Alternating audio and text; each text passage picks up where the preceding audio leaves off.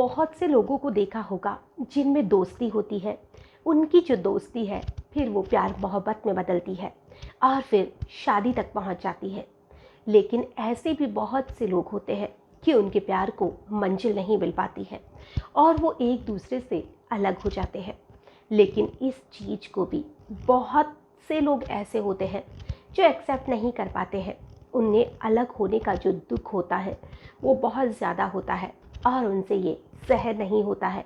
तो इसमें बहुत से लोग सुसाइड भी कर लेते हैं और बहुत से लोग ऐसे भी होते हैं जब उन्हें शादी से किसी भी कारणवश इनकार किया जाता है तो वो अगले से बदला भी लेते हैं। आज जो मैं आपको कहानी सुनाने वाली हूँ इसमें भी एक महिला डॉक्टर जो थी, उसका प्रेमी उसे शादी के लिए इनकार कर देता है और वो उससे बदला लेती है।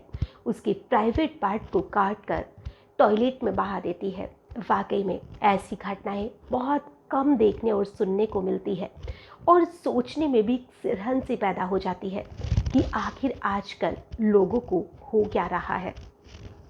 नमस्कार, आदाब, सत श्री अकाल। मैं हूं नंदिनी यादव। आज जो मैं आपको घटना सुनाने वाली हूँ, इस घटना की शुरुआत होती है बिहार का एक जिला है सारण, और ये सारी घटना वहीं की है। एक महिला डॉक्टर थी जिसका नाम गीता था। जो गीता थी वो एक नर्सिंग होम में नौकरी करती थी और वहीं पर उसे जॉब करते करते जब एक्सपीरियंस हो जाता है तो वो वहाँ से अपना एक्सपीरियंस लेकर खुद का क्लिनिक खोलने की सोचती है और वो वहीं पर एक हाईवे के किनारे एक मकान किराए पर लेती है और उसी में अपना एक क्लिनिक खोल लेती है। अब जो गीता थी उसका क्लिनिक भी अच्छा खासा चल रहा था और गीता को सुकून था कि अब उसका खुद का क्लिनिक है। वो किसी के पास नौकरी नहीं कर रही है बल्कि अब उसका खुद का काम है। वो बहुत खुश थी। तभी एक दिन गीता के पास एक पार्षद अपना इलाज कराने आता है और वहीं पर दोनों की दोस्ती होती है। दोनों की दोस्ती प्यार में बदलती है और अब जो गीता थी वो पार्षद से शादी के लिए कहती है, लेकिन जो पार्षद था वो उसे कुछ वक्त मांगता है। गीता उसे थोड़ा वक्त देती है और इसी बीच में जो गीता थी वो प्रेग्नेंट हो जाती है और वो पार्षद से फिर से शादी का दबाव डालने लग जाती है। पार्षद अब उसे बार बार एक तरह से इग्नोर कर रहा था। वो उसे बार बार वक्त पे वक्त दे रहा था, लेकिन जो गीता थी उसे तो अब जैसे शादी की जल्दी हो चुकी थी। लेकिन फिर भी उसने पार्षद से कहने से कुछ वक्त और इंतजार किया और अब इसी बीच में जो गीता थी वो 2-3 बार प्रेग्नेंट हो जाती है और उनके रिलेशन को लगभग 2-3 साल का वक्त बीत जाता है। लेकिन पार्षद अभी भी शादी को तैयार नहीं था। वक्त अपनी रफ्तार से दौड़ रहा था और अब इधर जो गीता थी उसे शादी की चिंता बहुत सता रही थी। तो उसने अपने घर वालों से भी इस रिश्ते की बात की। जो गीता के घर वाले थे उन्होंने भी उस पार्षद से बात की, उसे समझाया कि ये प्रेग्नेंट है, अब तुम्हें इससे शादी करनी ही पड़ेगी। तो जो पार्षद था वो हाँ कर देता है और अब जो गीता थी वो सज संवर कर, हाथों में मेहंदी लगाकर, दुल्हन का जोड़ा पहनकर कोर्ट पहुंच जाती है और वहीं पर अब वो पार्षद का इंतजार कर रही थी।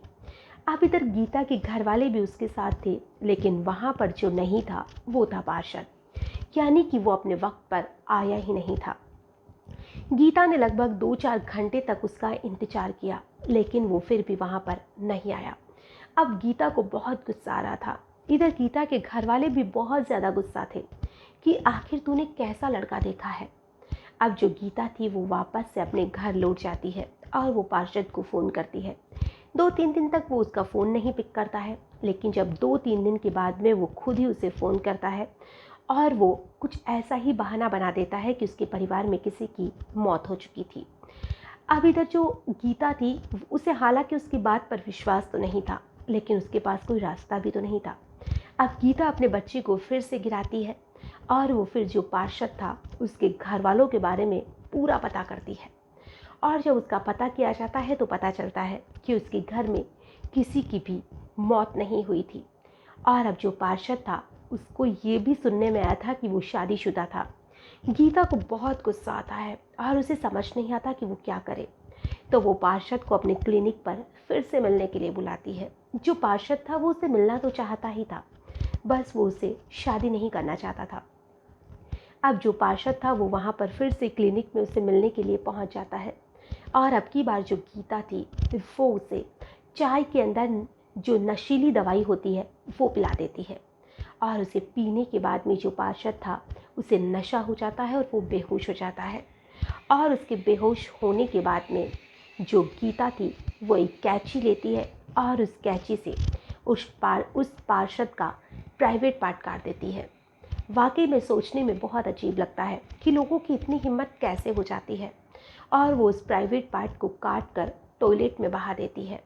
अब इधर जो पार्षद था उस समय वो बेहोश था, उसे दर्द का एहसास नहीं था, लेकिन जैसे ही उसे होश आता है उसे दर्द महसूस होता है और जब वो देखता है तो उसके तो जैसे होश उड़ जाते हैं। वो बुरी तरह से चीखता है, चिल्लाता है क्योंकि उसे बहुत दर्द हो रहा था और खून बह रहा था। अब आसपास के जो लोग थे वो भी उसकी चीख पुकार को सुनकर उस क्लिनिक में पहुंच जाते हैं।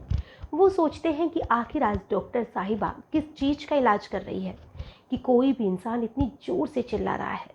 अब जब वहाँ पर जाकर देखा जाता है तो जो पार्षद था उसके खून बह रहा था और जब वो लोगों को अपनी आप बीती सुनाता है तो उन्हीं में से कोई पुलिस को फ़ोन करता है। मौके पर पुलिस पहुंचती है, पुलिस भी उसे पटना रेफ़र करती है और उसके पटना रेफ़र करने के बाद में पहले तो वहीं के एक हॉस्पिटल में दिखाया जाता है, लेकिन वहाँ के जो डॉक्टर थे वो इनकार कर देते हैं। फिर उसे पटना भेजा जाता है जहाँ पर उसकी जो हालत है वो बहुत ही ज़्यादा सीरियस बनी हुई है। और ये जो घटना है ये घटना इसी जुलाई की है, यानी कि 2 जुलाई की।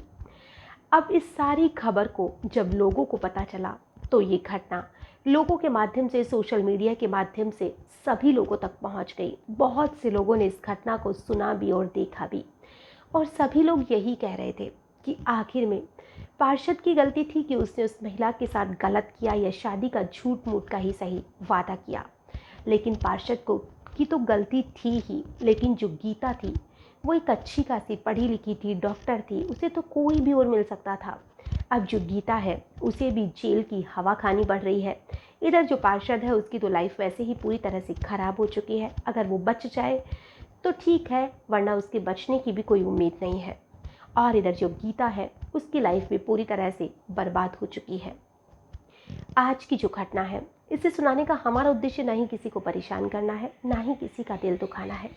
हमारा उद्देश्य बस इतना सा है कि ये जो प्यार मोहब्बत है इसमें अगर एक दूसरे के साथ अच्छे से खुशी खुशी रहा जाता है तो ठीक है, और नहीं रहा जाता है तो किसी के साथ जोर ज़बरदस्ती करने से कोई भी रिश्ता नहीं चल सकता है। जैसा कि गीता चाह रही थी, गीता चाहती थी कि वो पार्षद उसे कैसे ना कैसे शादी कर ले, जबकि वो समझ चुकी थी कि वो उसे शादी नहीं करना चाहता है। और सबसे बड़ी बात, अगर किसी महिला को ये लगता है कि इसे शादी नहीं करेगा या किसी भी इंसान से रिलेशन में है और वो उसे शादी की उम्मीद कर रही है, तो फिज़िकल होने का सवाल ही नहीं उठता है, क्योंकि अगर वो उसके साथ फिज़िकल होती है तो फिर वो चाहेगी कि वो उसके साथ शादी करे ही। और बहुत सी बार ऐसा होता है कि ऐसे रिश्ते टूट ही जाते हैं और फिर महिलाओं के पास, लड़कियों के पास कोई भी रास्ता नहीं बचता है। तो इन सारी चीज़ों से जितना हो सकता है उतना दूर रहने की कोशिश करिए, और अगर एक दूसरे के साथ अच्छे से एडजस्ट के साथ शादी हो जाती है तो बहुत अच्छी बात है। आज के लिए बस इतना ही, फिर मिलेंगे किसी नई घटना में, तब तक के लिए नमस्कार।